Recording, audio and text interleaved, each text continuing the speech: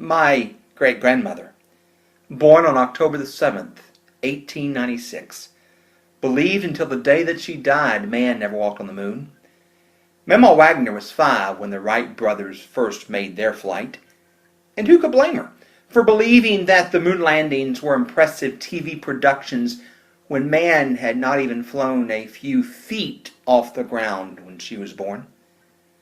Just 2 months before Mama Wagner left this life, when I was but 6 years old, my family was in Indiana to visit her daughter, my grandmother, on April the 12th, 1981.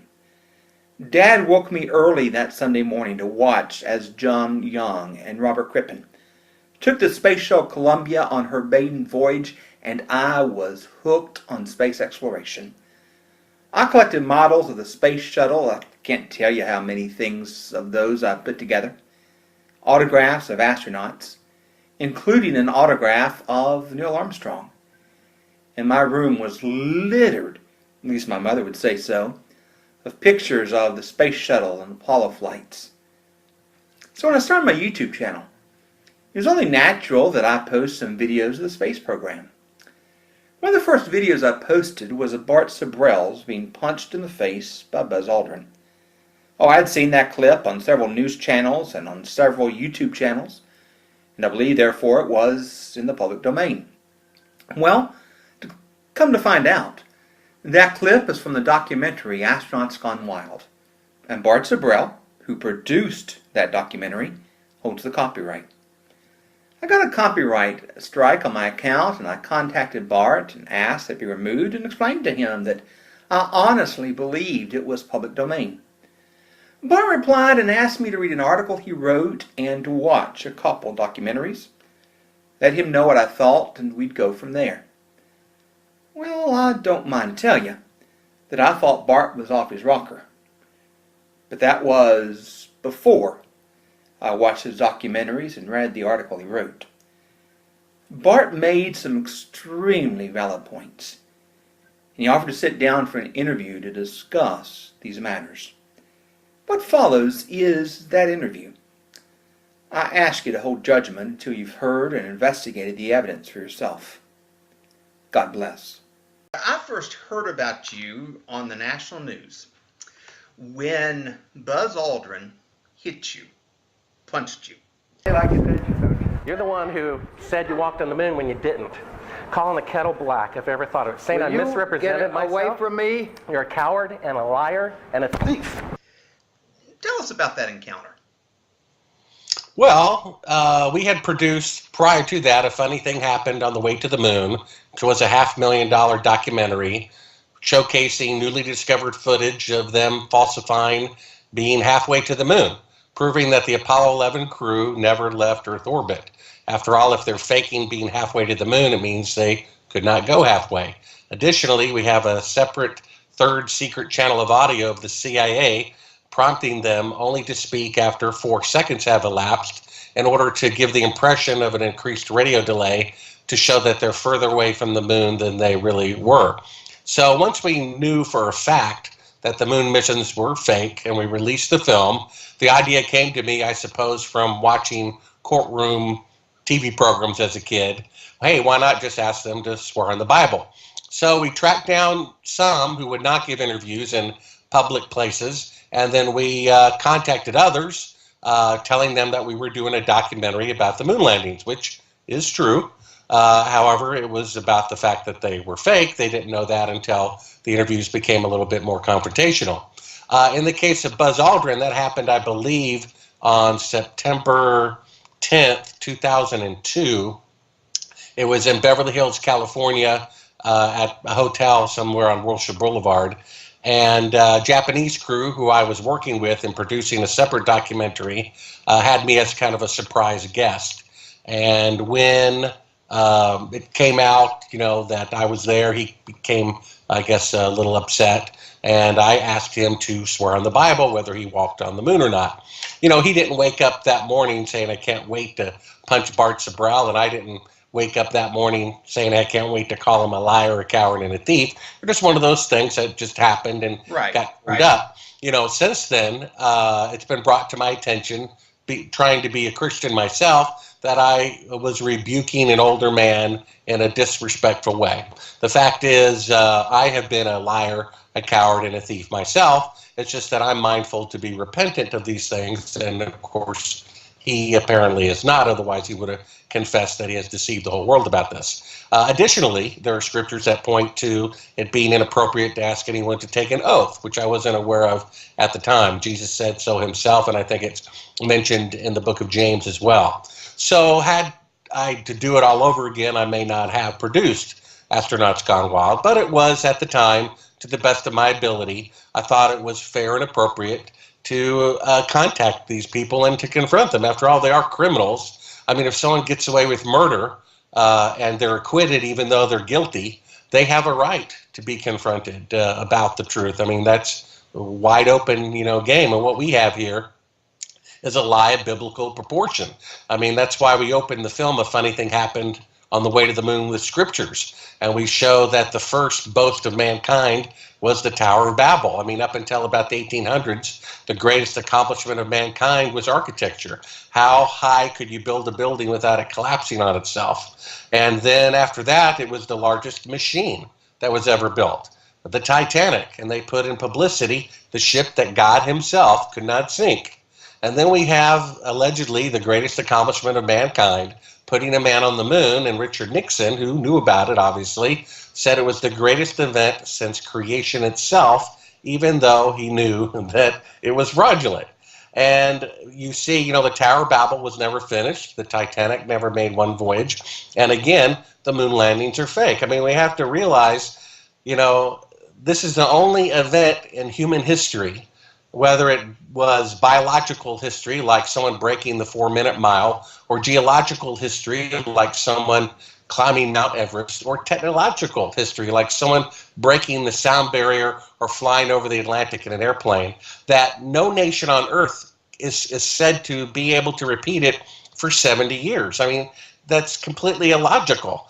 After Mount Everest was reached, many more people reached it. After Lindbergh flew across the Atlantic, thousands of airplanes and then millions of airplanes flew across the Atlantic. After the sound barrier, for someone to say the sound barrier was broken in 1969, but we can't repeat it for 70 years, you would laugh at them.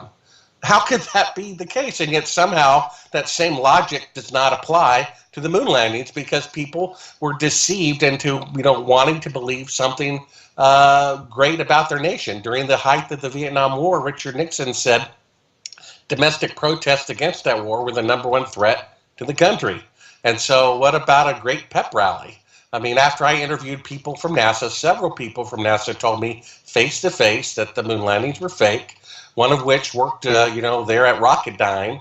And he said he, edited a memo that said the odds of them reaching the moon with 1960s equipment on the first attempt was 1 in 10,000. I mean, just here on Earth, how many people died trying to climb Mount Everest before they first succeeded? 2 or 3 dozen? How many people died trying to reach the South Pole?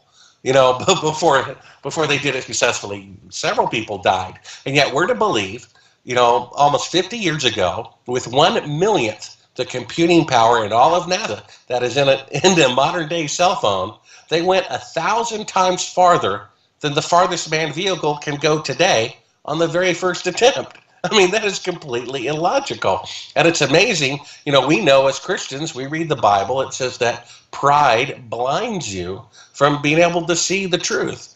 And, that's just the way that it is. We live in a deceptive world. I'm a pretty optimistic guy. I'm a half full kind of a guy. And yet, the longer I live, I'm 52, I discover that the world is even more wicked than I previously thought. I've talked to college professors who have said if they saw Neil Armstrong or Buzz Aldrin confess on national TV that it was fake, they would still believe that the moon landings are real. I mean, that's pretty amazing. That's outrageous. Yeah, and we know that genocide in the millions of people has happened because of their race or religion. We know that babies and children are raped. And we know that what is that in comparison with telling a lie about a scientific accomplishment? So many people have given back Nobel Prizes and prizes for science and written false scientific papers and cheated. And that's what they did. They simply bluffed like in poker. They pretended to go to guarantee a successful mission.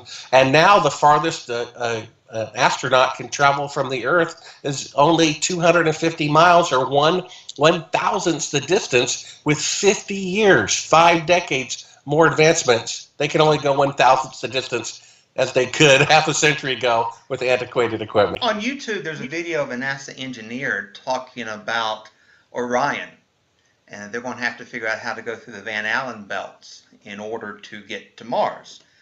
The upper stage of the rocket fires again. Like the setup for a roller coaster ride, this is the big climb we've been waiting for. We are headed 3,600 miles above Earth, 15 times higher from the planet than the International Space Station. As we get further away from Earth, we'll pass through the Van Allen belts, an area of dangerous radiation. Radiation like this could harm the guidance systems, onboard computers, or other electronics on Orion. Naturally, we have to pass through this danger zone twice, once up and once back. But Orion has protection. Shielding will be put to the test as the vehicle cuts through the waves of radiation. Sensors aboard will record radiation levels for scientists to study. We must solve these challenges before we send people through this region of space. Which I think is interesting. I mean, if they've done it before, why do they need to research how to do it again? What are the Van Allen belts? Well, the Van Allen belts are magnetic fields that exist approximately 1,000 miles above the Earth and extend an additional at least 25,000 miles or perhaps more.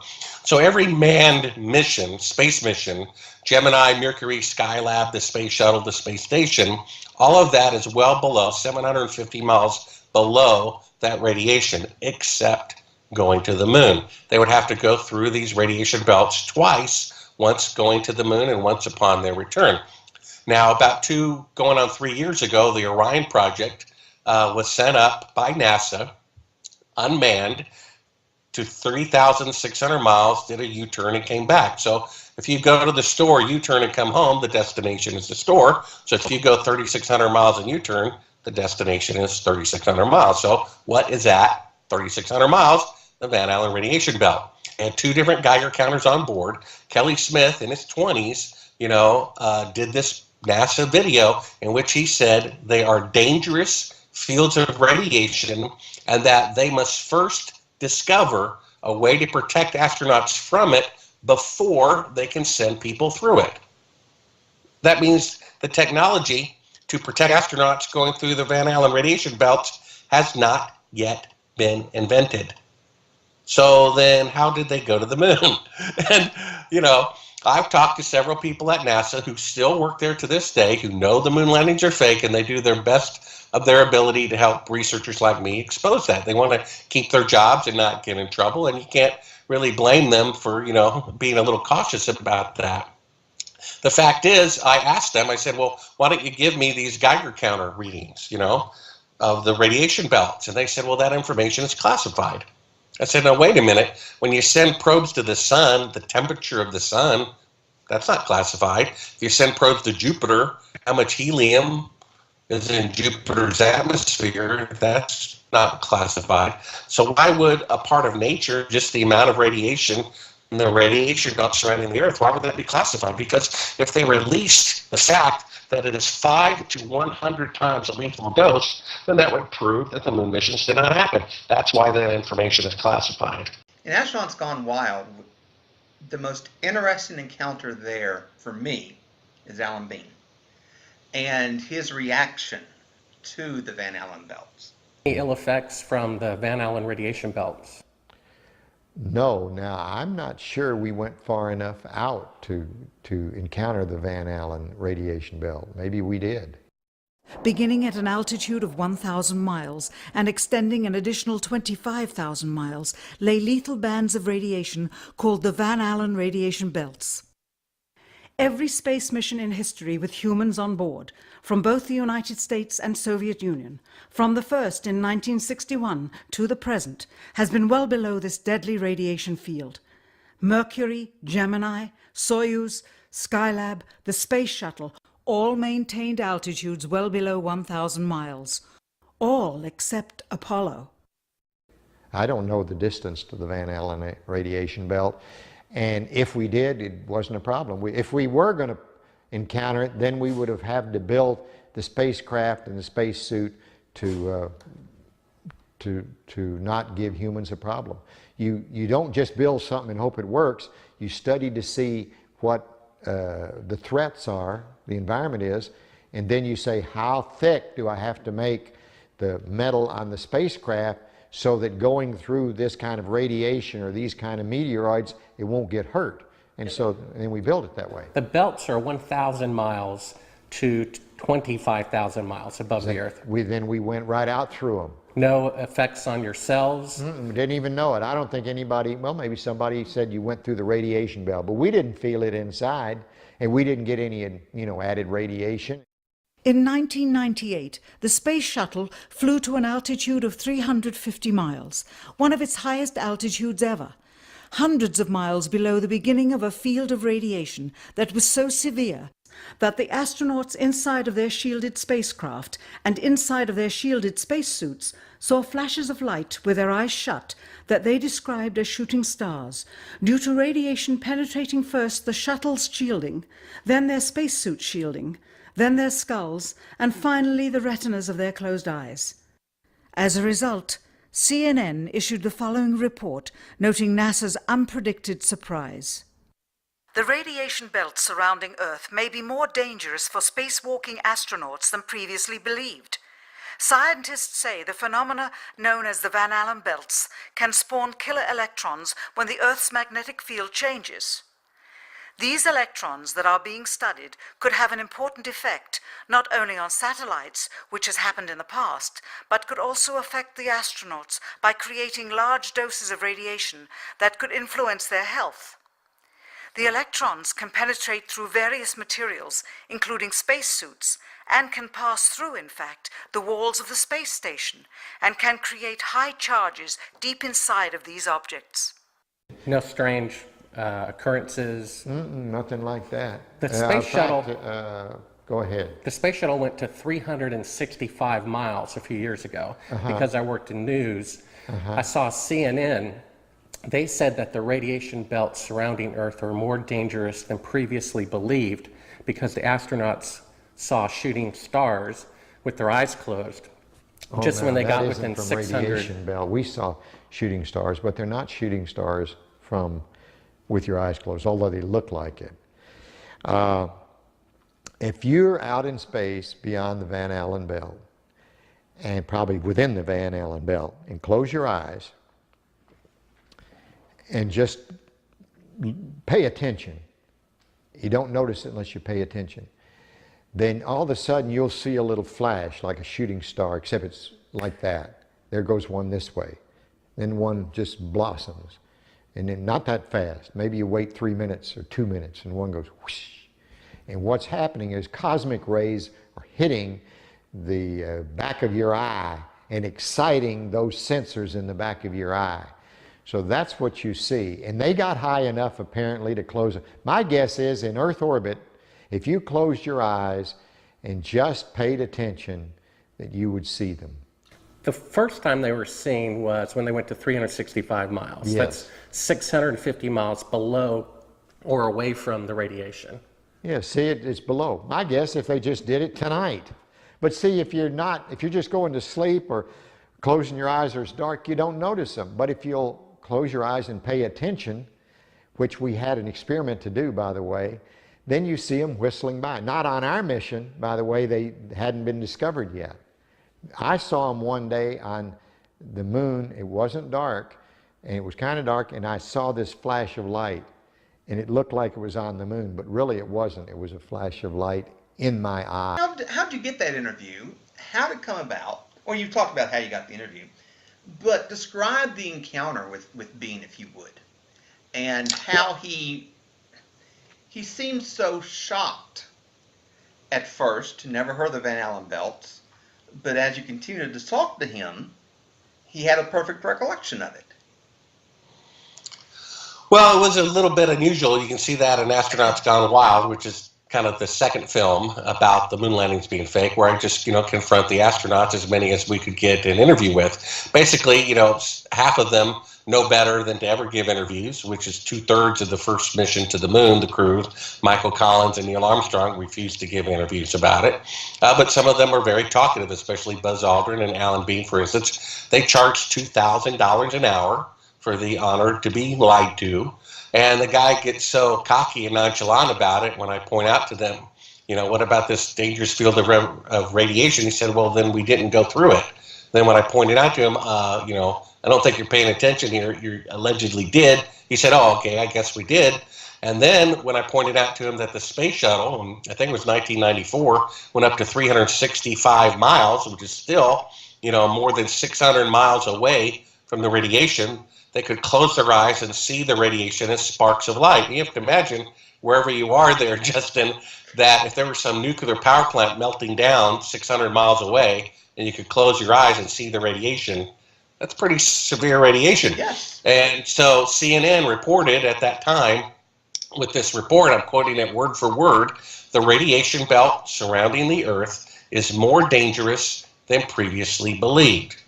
So why is it that a space shuttle crew in 1994, more than 600 miles away from the radiation, knows more about the radiation belts than the Apollo astronauts? The only way that could be true is if the Apollo astronauts, in fact, did not go through it. They descended to a lower altitude, and they basically said they cannot go above about 250 miles in order to stay safe. Well, one of the things that baffles me about Bean, especially watching that encounter, he spends so much time painting these landscapes on the surface of the moon. And that just seems interesting to me.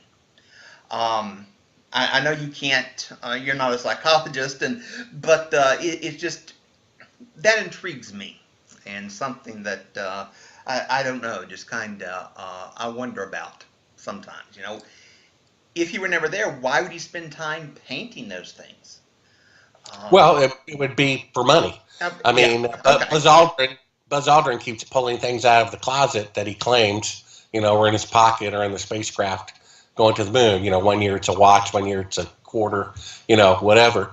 And he claims, this was in a, spacecraft or spacesuit on the way to the moon or on the moon or whatever. And he sells them for a couple $100,000 each. If I were not a believer and had already gotten away with this great lie, and, Neil Armstrong became CEO of a company he probably did nothing really legitimate, contribution to, but to say, hey, Neil Armstrong is the CEO of our, rocket bomb company for the Pentagon, hey, that's pretty elaborate. I'd pay him probably 20 million, maybe 50 million a year just to have him as our, CEO, whether he did anything or not. And the same with Alan Bean. I think he sells these pictures for $100,000 more each. And, probably takes 2 or 3 days, to do it. And they're not that good a quality. I mean, they're okay, probably better than I could do, but they also look like maybe a high school student can also do better. But, that's what he says. So if you don't believe in God, which I don't see how any of these people could actually believe in God to what and I know real belief is. The Bible says in James that even the demons, believe in God, but that's more of an acknowledgement that there is a God. But unless you obey, then you really don't believe. And so these people have not confessed that the moon landings are fake, and so therefore they are not believers, no matter what they say. So if you put yourself in that atheistic point of view, then you've already made millions off of it, and you want to make millions more and pay your electric bill and go to Hawaii and whatever. What difference does it make whether you paint a picture of being on the moon or claim a penny?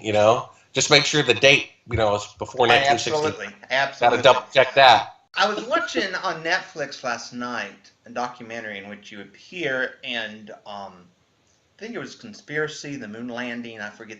I think it's on your YouTube channel as well. The most interesting thing there was the reaction of the Grissom family to Apollo 1, and the fact that they believe it's very suspicious and really don't believe it was an accident.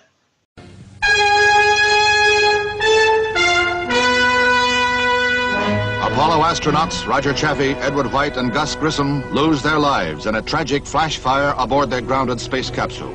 The tragedy occurred during a simulated countdown for the first flight of the Apollo program, whose goal is to put a man on the moon by 1970. Grissom and White were veterans of spaceflight. Chaffee, a rookie. During a drill similar to this, the entire three-man crew was engulfed by flames. A blue-ribbon panel of space experts is investigating, aided by impounded NASA films and tape recordings. Grissom was one of the 7 original astronauts. White was America's first spacewalker. Chaffee, never in space, had long experience as a jet test pilot. He was proud and happy that his first flight was to initiate the Apollo program. When the tragedy struck, one of the astronauts shouted, "Fire in the spacecraft!" In a few seconds, all 3 were victims of the swift inferno which left the capsule a blackened shell. One reporter said it looked like the inside of a furnace. Investigators theorize that perhaps a short circuit or electrical overload may have sparked the blaze. 27 would-be rescuers were all overcome by smoke and heat. Apollo astronauts Chaffee, White, and Grissom, martyred heroes who gave their lives in total dedication to duty. Their memory will forever be honored. How many astronauts have died over this? Well, that film is called Conspiracy Theory, Did We Land on the Moon? Okay. And originally Fox was going to air If Anything Happened on the Way to the Moon. And it was also going to be the first film on the documentary channel. And then it was also going to broadcast on the BBC. And days before this broadcast was to occur, somebody made a phone call to somebody and it never aired. So what they did in Fox's case to kind of compensate for, that retraction was to produce their own film called Conspiracy Theory, Did We Land on the Moon? So the public loved it so much, they aired it not twice, but 3 times in about 3 years. And it's an extremely well-made film in which myself, Bill Casey, and a few other people are interviewed. Now, in regard to the Apollo 1 fire, which I believe took place on January 27th, well, I think it was it 1967, I believe? I believe so. They interviewed Betty Grissom, the widow of Gus Grissom, and also Scott Grissom, one of his sons. Mm-hmm. I interviewed them at length personally, off the record, and they asked me to, keep certain information private until they pursued their own investigations. But what I can tell you is that they are both 100% convinced that the Apollo 1 fire was set deliberately. Now, this was basically a test of just the, internal switching of, video cameras and switches and things like that inside the spacecraft. The rockets were not even being fired. And the Apollo 1 crew was going to be the first crew to walk on the moon, largely because of the popularity of their commander, Gus Grissom, Virgil Gus Grissom. He had a problem, I think, in a Mercury landing in which when it splashed down in the ocean, the explosive bolts of the door were triggered when it bounced kind of underwater, filling the capsule with water. He had in his pockets, he confessed at the press conference, a couple of rolls of nickels from the bank to give to his son to pass out to his elementary school friends to say, hey, this nickel had been in outer space. But as he starts sinking to the bottom of the ocean with all this extra weight in his pockets, he realized it wasn't such a bright idea. And that kind of that confession endeared, the public to him. And then when one reporter asked him, were you afraid? He said, of course I was afraid. And it said, this guy's just, such an honest person. And so the media loved him, the public loved him. So NASA said, hey, this is the guy who's going to be the first man to walk on the moon. Unfortunately for him, he was so honest, he kept criticizing the, dilapidated equipment that was allegedly going to put him on the moon in, 2 years' time, according to Kennedy's goal. And he said, you know, we're 10 years at least from going to the moon, not 2. How is this going to happen? And he kept complaining up the chain of command, and no one would do anything about it. And he couldn't figure out why. The reason is because the higher-ups knew they were not going to go to the moon. Either they were going to eat humble pie and say we bit off more than we could chew, or they were going to fake it. And at that point, they hadn't decided, and they had not, therefore, told the astronauts about it. And that's why they didn't have to fix anything. They had already achieved Earth orbit, and so that's all that they were going to end up doing anyway, so what difference does it make whether they fix this or that? One of the last statements Gus Grissom made before he burned alive in that spacecraft was talking, you know, through a communication system that was wired between 2 buildings, and it wouldn't work. And he's like, guys, how are we going to get to the moon if we can't talk between 2 buildings? And they didn't hear him. Say that again? We didn't hear you. And he said, how are we going to get to the moon if we can't talk between 2 buildings? Hey, how are we going to get to the moon if we can't talk between 3 buildings? I can't hear that thing you're saying. Jesus Christ. Again? But how are we going to get to the moon if we can't talk between 2 or 3 buildings?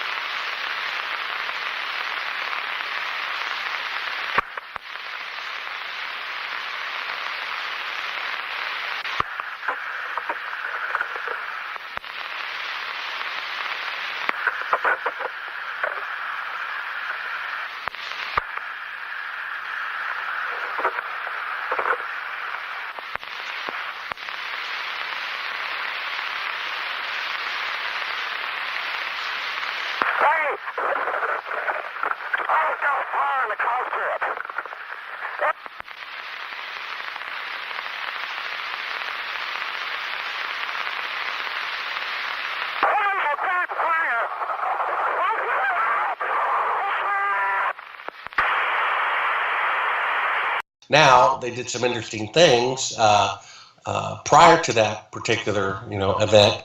One of which was, I think, just a few weeks before, he held an impromptu press conference where he affixed a lemon to the top of the spacecraft and invited some media to take a picture of it. The guy who's supposed to be the guy going to the moon, is calling the spacecraft a lemon. So that was what got him, you know, targeted, I believe, for assassination. Rather than him having an accident at home, which would draw more attention to singling him out, they burned the other 3 people along with him. They had pressurized that, you know, with 100% oxygen at 4 atmospheres, which they knew not to do. And according to Scott and Betty Grissom, they have forensic evidence that shows there was a wire deliberately separated so that a spark would jump.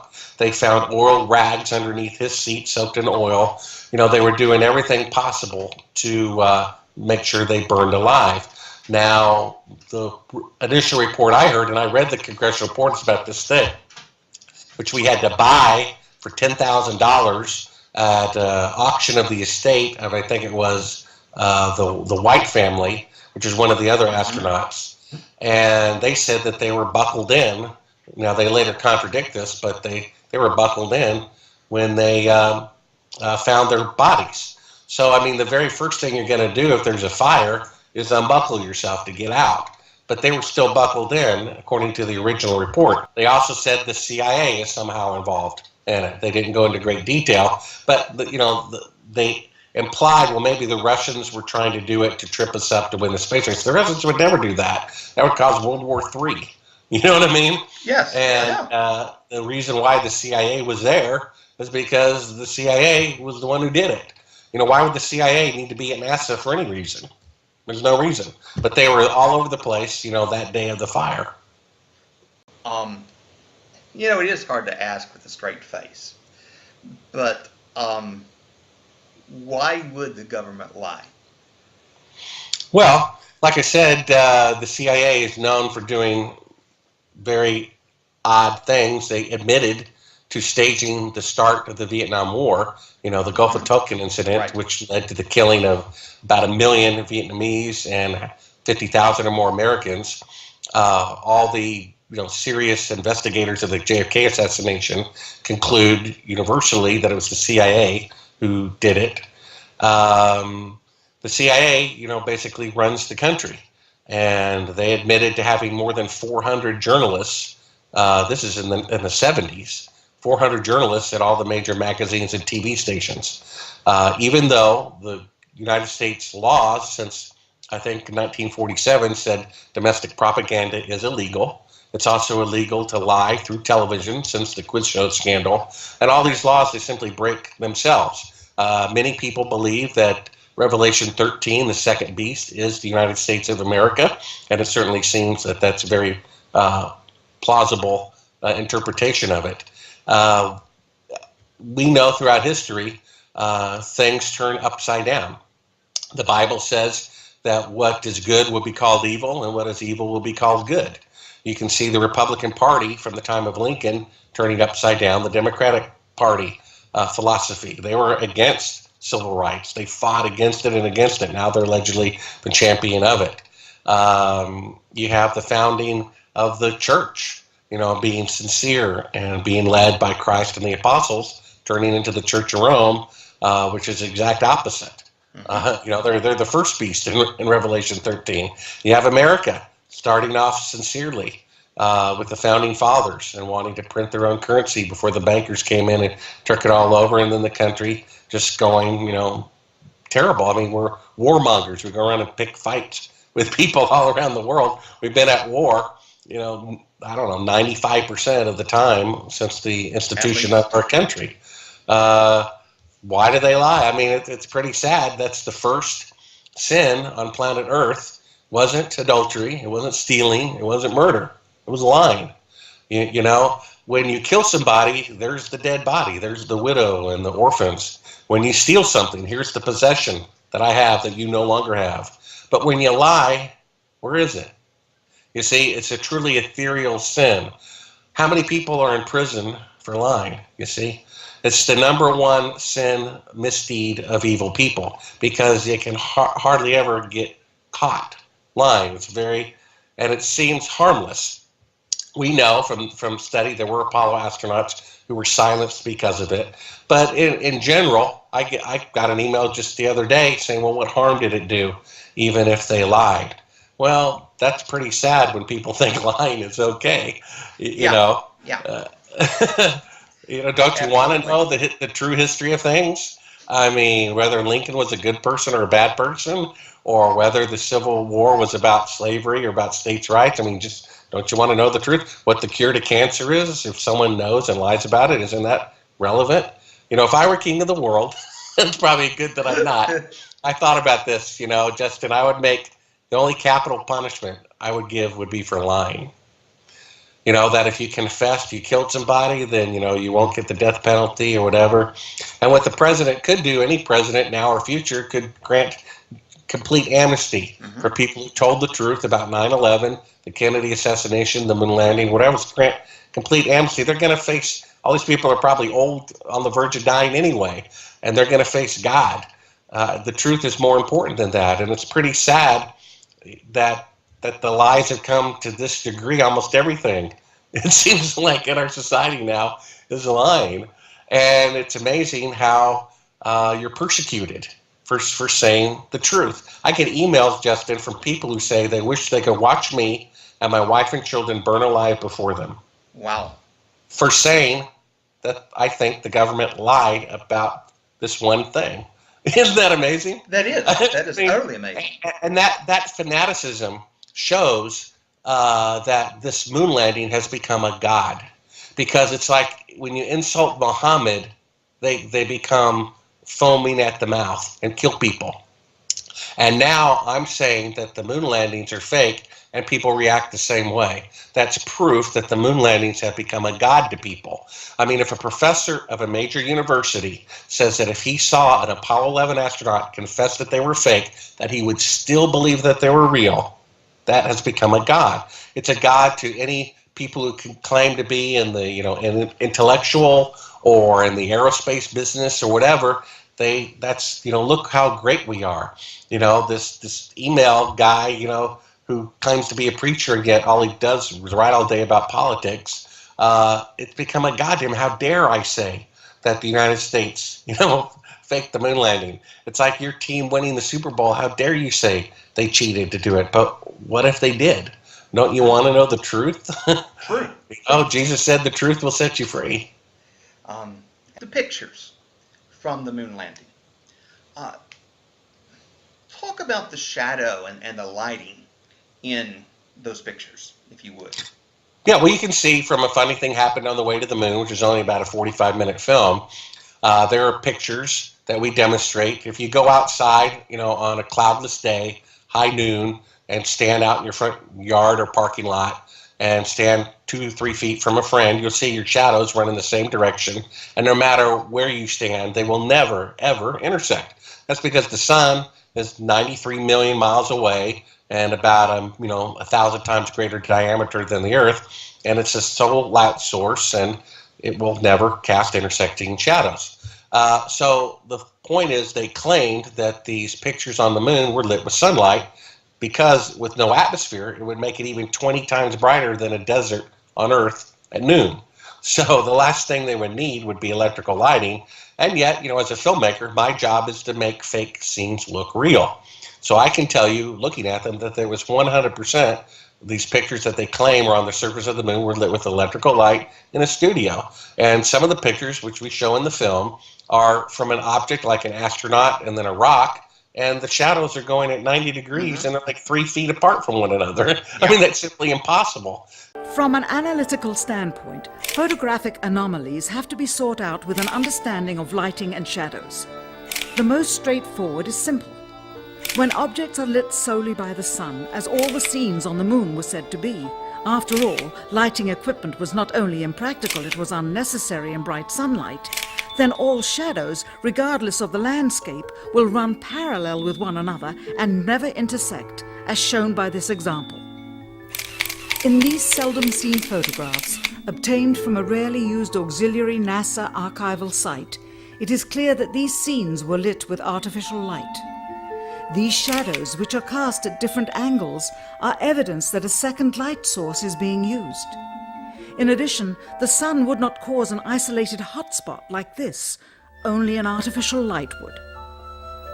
Again, intersecting shadows and another hotspot. And again. And again. It is simply impossible for this picture to have been taken with sunlight on the moon. Here, the shadows are shown to be as black as pitch. And yet here, completely in a shadow, the astronaut is lit up like a Christmas tree. How can this be? Or this, on the shadow side of the lunar module.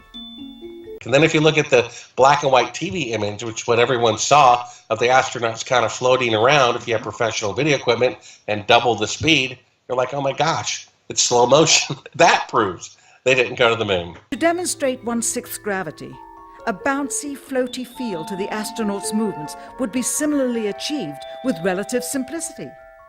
Slow motion. You are viewing the scenes as they aired more than 30 years ago. Now let's look at them with the speed doubled. It becomes discernible that they are, in fact, in Earth's gravity, and are no more leaving the ground than they would on Earth. I mean, I got an email recently from some arrogant guy who claims to be a preacher, although he talks more about politics than Christ, and he said, I would beat you in a debate that the moon landings are real. I mean, so arrogant, it's unbelievable, and I'll tell him exactly how he can beat me, if you're watching. Here's how you beat me. You show one other event in the entire history of the world in which an accomplishment, a 4-minute mile or a Mount Everest or the sound barrier or anything you want to prove that was a milestone was made and no one repeated it for 70 years. Then I'll concede the moon landings are real. One thing, and I think it was in one of your articles rather than in one of your documentaries, but you mentioned the fact that it was during the Nixon administration this took place. And if there's ever a deceitful administration that we know about, let me put it that way, definitely the Nixon administration. Now, I don't think that Nixon did anything necessarily worse than others. He was just caught. And we know how corrupt that administration was. And that's interesting. That did take and so is the previous one. A lot of people believe, Johnson was, Satan's, cousin. And it was actually during the Johnson administration that the formula for faking the moon landing was put together. In fact, I think in the entire history of America, there were only 2 incumbents who refused to run for re-election, one of which was Johnson, because he knew that the faking a moon landing was about to happen at the dawn of the next administration. And who knew that would work? Might work, might not work. How would you like to go down in history as the president who tried to fake the moon landing and got caught? I mean, Richard Nixon didn't even show up at the launch. He showed up like at the 3rd or 4th launch once it was proven that they could get away with it. But the guy doesn't, he's so afraid of shaking the astronaut's hand and the whole thing coming unwound, that he doesn't even go to the launch. How could you not go to the launch? If they're really going to the moon and you're the president of the United States, but he was literally, physically distancing himself from it in case they got caught. He did send Agnew. I guess you send the vice president to do the dirty work. Apollo 13. You think NASA was really so callous to allow the astronauts to stay in orbit that long? Well, they're only in Earth orbit. Right. None of them left Earth orbit. Not even Apollo 13. Right. So each moon mission, if it lasts a couple of days longer, they're going anywhere from 8 to 12 days in Earth orbit. They spend a year in Earth orbit now at the International Space Station. So it's really not that big of a deal. It's a little bit uncomfortable, but a lot of people would pay everything they had to get a chance just to go into zero gravity into Earth orbit.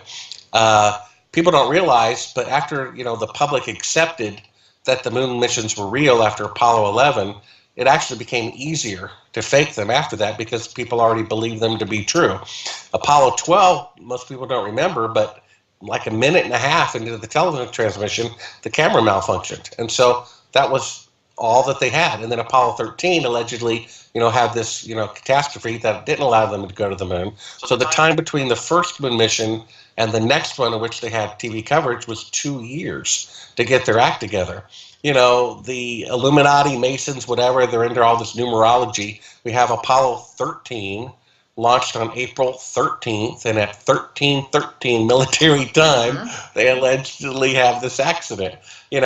People were complaining that reruns of I Love Lucy were being interrupted when they went to the moon the second time. I mean, imagine right now they're planting a flag on the South Pole. You and I would take a pause, we'd be watching it together, right? And we'd talk about how great it was. And then let's say you and I are talking 6 months from now and they're going the second time. Do we have it on the second time? I'm afraid not. Yeah, right. And so the same thing.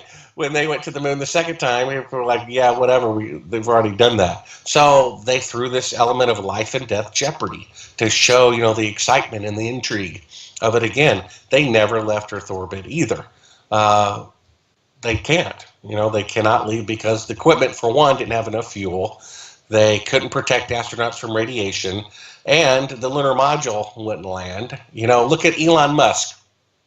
How many times did he attempt to land a rocket vertically? I know it's at least 6, and it might be more than that, And this is with all the greater technology, 1 million times more computing power. I mean, to land a rocket vertically takes a lot of computing power. The space shuttle, flies automatically through computers because it's so aerodynamically fragile that a human could not fly it. Computers fly that thing.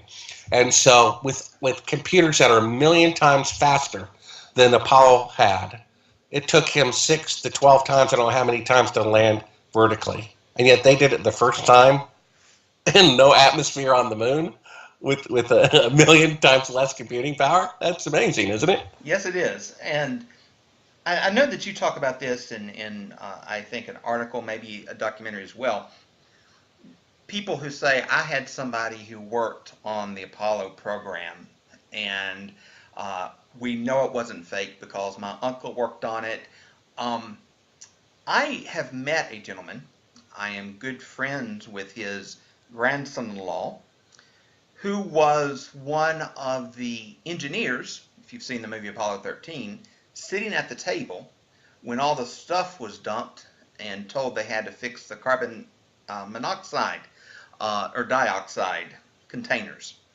And what do you say to people like that? Well, this guy who I told you about, who sends out all these emails every day about politics, yet he claims to be a preacher of Christ, who said not to be involved in politics, he says he had dinner with Neil Armstrong, and that's why he believes they went. I mean, Neil Armstrong didn't tell his wife for her own protection. He didn't tell his children. So you think he's going to tell one guy he meets one day, hey, by the way, the moon missions are fake, but don't tell anybody. I mean, that's the excuse if you don't think deeper than 1 millimeter. Hey, there were 500,000 people involved at some level, faking the moon landing. How could you keep a secret from that many people? Well, you couldn't. Right. Therefore, you didn't come. Do you think they really told the guy making the glove or the boot, hey, the moon missions are fake, but don't tell anybody? I mean, you see this dolly shot at the beginning of A Funny Thing Happened on the Way to the Moon during the launch, and this is like the last minute before they go to the moon for the very first time, and all the guys are kicked back watching television, just like we were, because they all received a computer program. There are people who have admitted that they could tell no difference, and these were flight controllers, they could tell no difference between an actual flight and a simulation. They had launched a satellite called the Tetra A satellite to simulate transmissions coming from the moon. They claimed it crashed into the ocean so that it would be up there secretly and people wouldn't know about it. To say my uncle, worked, mowing the lawn at the Super Bowl, and he knows, from that the game wasn't fixed. That doesn't have anything to do with anything. Right. The reason why people believe that the moon missions are real, even though they're not, is simply emotion.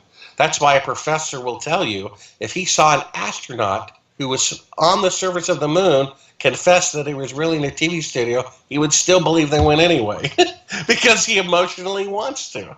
You see what I'm saying? It's really amazing. And you get so many people involved, it becomes this legend, if you will. People, like the man I mentioned, whom I have met and whose family I know well. Of course, they all believe it.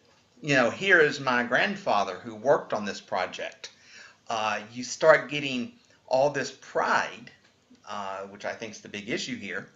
You start getting all this pride in my uncle helped make the boot or the glove.